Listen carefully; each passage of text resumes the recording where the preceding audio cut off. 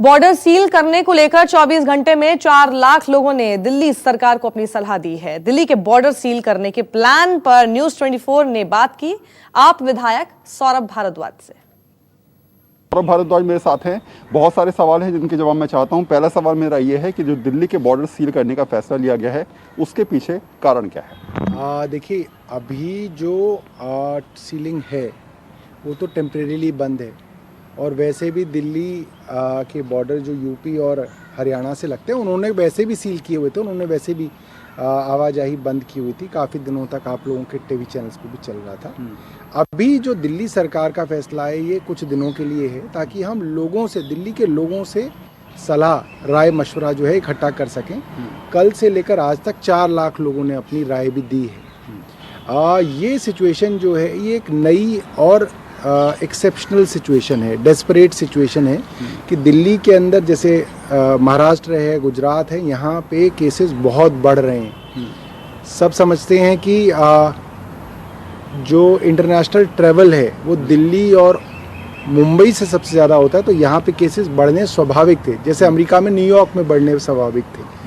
तो अब सिचुएशन ये है कि इतने ज़्यादा केसेस बढ़ रहे हैं कि दिल्ली में लोग जो दिल्ली में रह रहे हैं वो यूपी के हैं, बिहार के हैं, मराठी हैं, सब तरीके के लोग हैं दिल्ली में ज़्यादातर।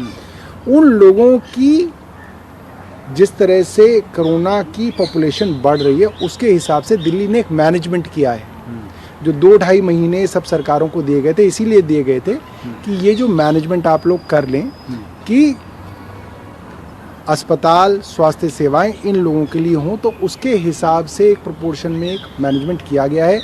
अभी भी हमारे पास जितने कोरोना के पेशेंट अभी आ रहे हैं उसमें 4 गुना हमारे पास अस्पताल हैं जिनको अस्पताल की ज़रूरत है उससे।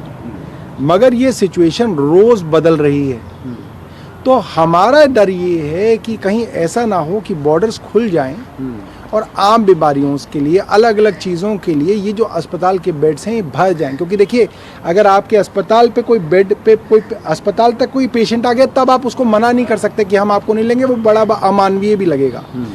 तो कोशिश ये है कि सब राज्य अपने अपने डिस्ट्रिक्ट्स को मैप कर लें। यूपी के अंदर भी हमें उनसे कोई मतलब दिक्कत नहीं है, हमेशा वेलकम रहता है। मगर ये है कि ग्रेटर नोएडा में बहुत सारे अस्पताल हैं, नोएडा में बहुत सारे अस्पताल हैं, गुड़गांव में बहुत सारे अस्पताल हैं। वो अपना मैपिंग खुद कर लें कि मुरादाबाद के पेशेंट, अलवर के पेशेंट किधर जाएंगे, किन अस्पतालों में जाएंगे, ग्रेटर नोएडा, नोएडा के पेशेंट किन अस्पतालों में जाएंगे, गुड़गांव में, भिवानी में पेशेंट, रोहतक के पेशेंट किधर जाएंगे। तो ये मैपिंग वो भी कर लेंगे तो उनके लिए भी बेहतर है।